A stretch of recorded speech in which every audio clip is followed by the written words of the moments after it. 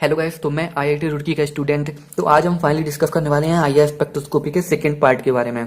तो last video में जैसे कि हमने जाना था आईआर स्पेक्ट्रोस्कोपी यूज कहाँ होती है और ये हमें क्या बताती है और इसका स्पेक्ट्रा में कैसा मिलता है, और उसमें जो हम एक्स एक्सेस में वेव नंबर ही क्यों यूज कर रहे थे, एक तरीके से फ्रिक्वेंसी क्यों यूज कर रहे थे, हमने वेव लेंथ के रेस्पेक्ट में क्यों यूज नहीं किया, ये सब चीजें हमने लास्ट वीडियो में जानी थी। ठीक है, तो अब हम जानेंगे इस वीडियो में कि जो हमारी लास्ट वीडियो हमने जाना था कि 4000 सेंटीमीटर इनवर्स से हमारा 400 सेंटीमीटर इनवर्स तक हमारी आई थी आईआर की रेडिएशन, एक तरीके से जो हम डाल रहे थे इंफ्रारेड रेडिएशन, तो इसमें आ रही थी। तो अब हम ये जानेंगे कि इस वीडियो में कि फिंगरप्रिंट रीजन आखिर में क्या होता है और फंक्शनल ग्रुप रीजन क्या होता है। तो देखो, अब जैसे कि इस रेंज में अगर हम बात कर लें 500 से एक तरीके से 1500 सेंटीमीटर इनवर्स का जो रेंज होता है उसको हम लोग फिंगरप्रिंट रीजन बोल देते हैं। ठीक है, फिंगरप्रिंट रीजन बोल देते हैं। और ये हमें एक्चुअल में इस रेंज में जो स्पेक्ट्रा मिलेगा वो एक्चुअल में बताएगा क्या, वो बेंडिंग मोड्स के बारे में बताएगा। ठीक है, बेंडिंग मोड्स के बारे में, ठीक है, बेंडिंग मोड्स ऑफ वाइब्रेशन के बारे में हमें बताएगा। ठीक है, और वहीं पे अगर ये जो रेंज था हमारा 1500 से 4000 सेंटीमीटर इनवर्स का जो रेंज होता है ये होता है फंक्शनल ग्रुप का रीजन होता है, फंक्शनल ग्रुप रीजन होता है। ठीक है, फंक्शनल ग्रुप रीजन होता है। और ये एक तरीके से हमें क्या बताएगा, ये हमें बताएगा स्ट्रेचिंग फ्रीक्वेंसी के बारे में। ठीक है, स्ट्रेचिंग फ्रीक्वेंसी के बारे में हमें बताएगा।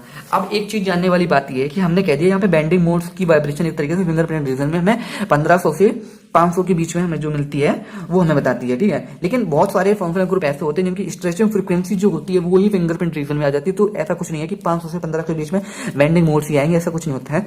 लेकिन मैक्सिमम केस में होता है कि बेंडिंग मोड्स ही आएगी, बट कुछ स्ट्रेचिंग फ्रीक्वेंसी दे देते हैं कुछ फंक्शनल ग्रुप जो इस रेंज में अपना स्पेक्ट्रा मतलब इसमें पीक दे देते हैं। ठीक है, तो फिर अब हम डिस्कस करेंगे जैसे कि बेंडिंग मोड्स क्या है, स्ट्रेचिंग मोड्स क्या है, वो हम नेक्स्ट वीडियो में डिस्कस करेंगे। बट अभी हम बेसिक समझने का ट्राई कर रहे हैं। सपोज करो हमने एक मॉलिक्यूल लिया इस तरीके से OH, ये क्या है हमारा 1 डिग्री एल्कोहल है ना, हमारा 1 डिग्री एल्कोहल हो गया एक तरीके से। ठीक है, और वहीं पे सपोज करो हमने सेम कार्बन लेके चले और यहाँ पे OH लगा दिया, तो ये क्या है 2 डिग्री एल्कोहल हो गया। ठीक है, 2 डिग्री एल्कोहल हो गया।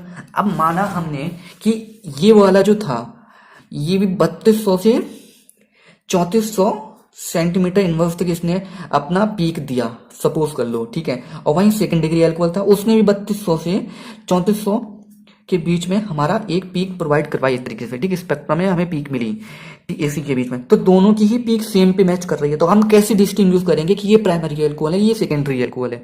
तो इसको डिस्टिंग्विश करने के लिए हमें पहले तो जानना चाहिए ये क्या है, ये क्या है। ये हमें मिलती है स्ट्रेचिंग फ्रीक्वेंसी। ये हमारी क्या निकली, स्ट्रेचिंग फ्रीक्वेंसी, क्योंकि आपने देखा होगा स्ट्रेचिंग फ्रीक्वेंसी 1500 से 4000 के बीच में आ रही है। तो ये 1500 से 4000 के बीच में तो आ रही है, तो ये भी हमारी स्ट्रेचिंग फ्रीक्वेंसी है। ठीक है, लेकिन स्ट्रेचिंग फ्रीक्वेंसी तो दोनों की मैच कर गई, बट हमेशा याद रखना है कि बेंडिंग जो इनकी आएगी, बेंडिंग मोड्स जो आएंगे ना इनके, वो हमेशा डिफरेंट आएंगे। दोनों की बेंडिंग मोड्स हमें डिफरेंट देखने को मिलेंगे। ठीक है, दोनों के बेंडिंग मोड्स हमें डिफरेंट देखने को मिलेंगे। अब यानी कि यहाँ से हमें क्या समझने को मिल रहा है, एक तरीके से पहले हम समझने का ट्राई कर रहे हैं कि प्राइमरी एल्कोहल सेकेंडरी एल्कोहल दोनों की स्ट्रेचिंग फ्रीक्वेंसी जो थी वो तो हमारी मैच कर गई, बट बेंडिंग मोड्स हमारी डिफरेंट देखने को मिलते हैं हमेशा। ठीक है, तो हमने इस वीडियो समझने का ट्राई किया कि प्राइमरी एल्कोहल हो या अगर सेकेंडरी एल्कोहल होगा तो हो सकता है कि उनकी स्ट्रेचिंग फ्रीक्वेंसी मैच कर रहा है, बट डिस्टिंग्विश करने के लिए हमें बेंडिंग मोड्स देखने पड़ जाएंगे, क्योंकि दोनों के ही हमें डिफरेंट देखने को मिलेंगे। ठीक है, functional group region will be almost identical for A and B। ठीक है, but can be differentiate with bending modes, या फिर बेंडिंग रीजन भी कह सकते हो। ठीक है, बेंडिंग रीजन भी यूज कर सकते हो, बेंडिंग रीजन। ठीक है, एक तरीके से। तो अब हम नेक्स्ट वीडियो में ट्राई करेंगे कि हमारा ये आईआर स्पेक्ट्रोस्कोपी जी थी, ये स्पेक्ट्रा कैसे दे रहा था, इसको हम नेक्स्ट वीडियो में डिस्कस करेंगे।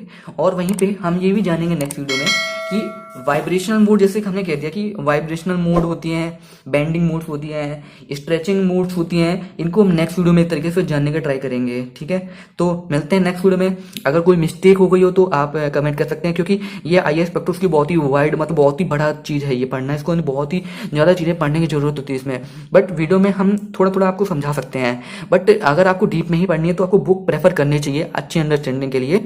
तो सॉरी फॉर एनी मिस्टेक, मिलते हैं नेक्स्ट वीडियो में, तब तक चैनल को सब्सक्राइब कीजिए। Thank you friends.